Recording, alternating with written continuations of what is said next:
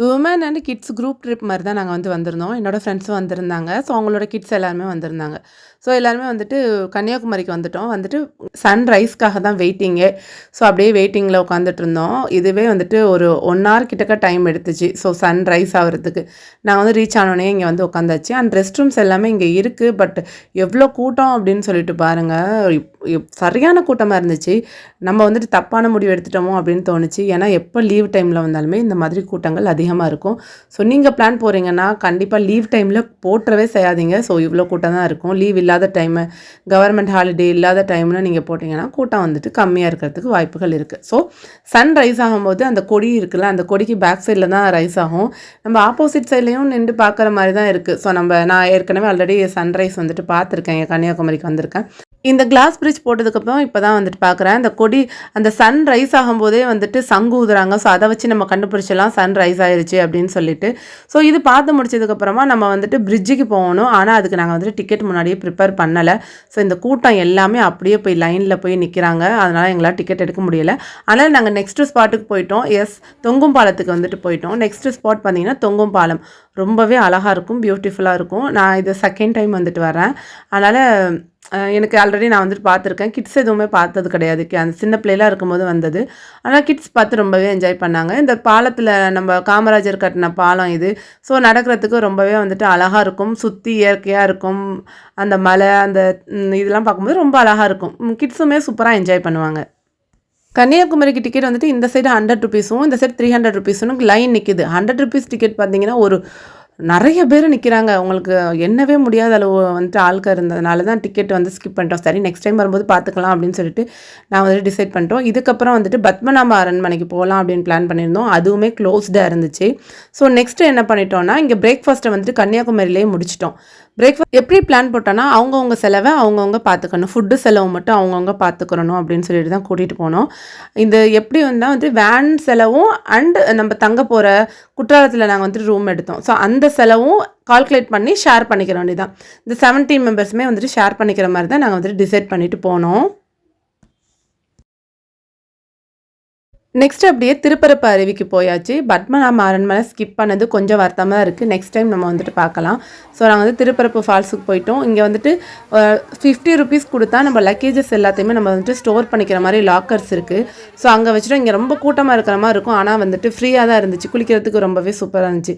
நான் அதுக்கு முன்னாடியே கொஞ்சம் கிளிப்பிங்லாம் எடுத்துகிட்டு அதுக்கப்புறம் லாக்கரில் வச்சுட்டு அதுக்கப்புறம் நாங்களுமே என்ஜாய் பண்ணோம். இங்கே ட்ரெஸ் சேஞ்ச் பண்ணுறதுக்குமே இடம் இருக்குது. ஆனால் எல்லாத்துக்குமே மணி பே பண்ணுற மாதிரி இருக்குது. 10 ருபீஸ் கொடுத்து ட்ரெஸ் சேஞ்ச் பண்ணிக்கலாம். விமென்ஸுக்கு தனியாக அண்டு ஆம்பளைகளுக்கு தனியாக பொம்பளைகளுக்கு தனியாக வந்துட்டு தனித்தனியாக இருக்குது. அண்ட் அந்த பக்கம் வந்து ஸ்விம்மிங் பூல் மாதிரி கிட்ஸுக்கு ரெடி பண்ணி வச்சுருக்காங்க. அதுக்குமே ஒரு 10 ருபீஸ் வந்து நம்ம சார்ஜ் கொடுக்கணும். இதுதான் வந்துட்டு லாக்கர் ரூமு. ஸோ எல்லாமே நாங்கள் வந்துட்டு ரெடி பண்ணி வச்சுட்டு திருப்பரப்பு ஃபால்ஸில் சூப்பராக நாங்கள் வந்துட்டு என்ஜாய் பண்ணோம். ஸோ அந்த வீடியோ கிளிப்பிங்ஸை நீங்கள் வந்துட்டு பாருங்கள்.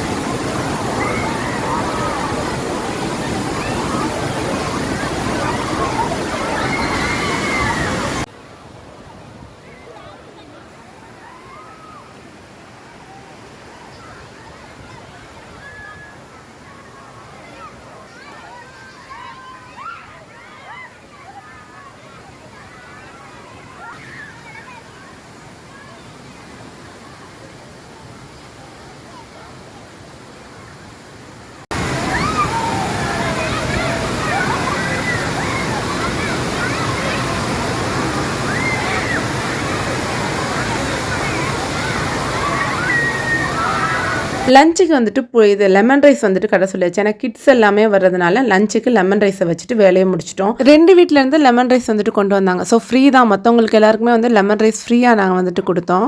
லெமன் ரைஸ் வந்துட்டு பட்ஜெட்காக இல்ல. ஒரு தடவ அப்படிதான் கூட்டத்தில போய் மாட்டிக்கிட்டு லஞ்ச் வந்துட்டு நாங்க ட்ராவலிங்லேயே பண்ற மாரி போயிருச்சு. அதுலேருந்தே லெமன் ரைஸ நான் வந்துட்டு எடுத்துட்டு போயிறது. நெக்ஸ்ட்டு நைட்டு வந்துட்டு நாங்க ஒரு ரூம் போட்டோம். குற்றாலத்திலேயே ரூம் போட்டுட்டு நைட்டு வந்துட்டு இங்கேயே வந்துட்டு குளிக்க வந்துட்டோம். நைட்டு குளியலுமே வந்துட்டு இங்கே குற்றாலத்தில இருக்கோம். அப்போ வந்துட்டு கூட்டம் வந்துட்டு கொஞ்சம் கம்மியா தான் இருக்கும். அதுக்கப்புறம் குற்றாலத்த ஃபுல்லா நாங்க வந்துட்டு சுத்தி பார்த்தோம்.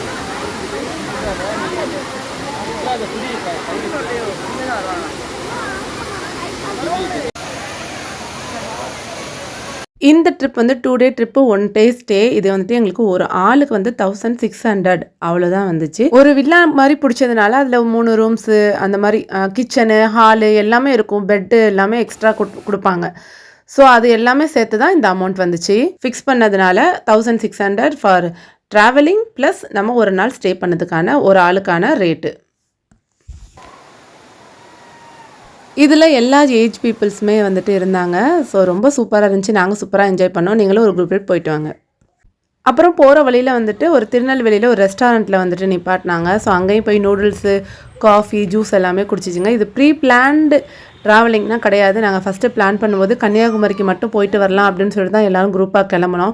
அதுக்கப்புறம் கன்னியாகுமரியில ஒரு சில இடங்கள் பார்க்க முடியாததுனால, நைட்டு நம்ம வந்துட்டு குற்றாலத்துக்கு போயிரலாம் அப்படின்னு சொல்லிட்டு, அப்படியே நாங்க வந்துட்டு வண்டிய விட்டோம். ஒரு நாள் பேசி தான் வந்தோம். அதுக்கப்புறம் டைவர்ட்ட 2 டேஸ் பேசி குற்றாலத்துக்கு கிளம்பிட்டோம். இப்படி தான் சம்டைம்ஸ் நம்மளோட இதுவும் சேஞ்ச் ஆகும். இது ப்ரீ பிளான்டு இதுவே கிடையாது. ஸோ ஜஸ்ட்டு கன்னியாகுமரிக்கு போவோம்னு பிளான் போட்டு 1 டே ட்ரிப்புன்னு பிளான் போட்டு அதை 2 டேஸ் ஆக்கி குற்றாலத்துக்கும் போயிட்டு என்ஜாய் பண்ணிட்டு வந்தோம். எங்களால் முடியும்னா உங்களாலேயும் முடியும். நீங்க அப்படியே ஃப்ரெண்ட்ஸா கிளம்பி நீங்களும் வந்துட்டு ஒரு டூர் பிளான் பண்ணிட்டு போயிட்டு வாங்க.